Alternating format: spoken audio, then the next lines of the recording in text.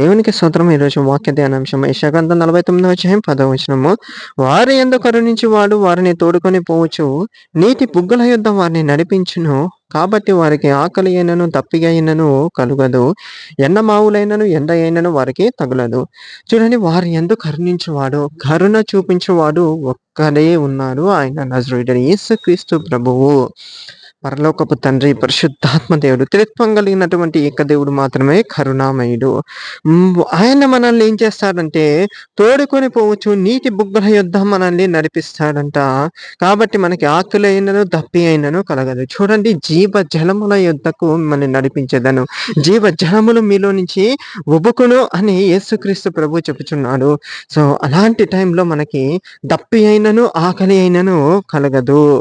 మనకి ఆత్మీయ ఆహారము సమృద్ధిగా దొరుకుతుంది. శారీరకంగా కూడా ఆహారం సమృద్ధిగా దొరుకుతుంది.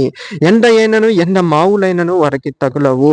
అటువంటి శ్రమలు ఏది కూడా మనకి తగలకుండా దేవుడే కాపాడుతాను అంటున్నాడు. ఆమేన్.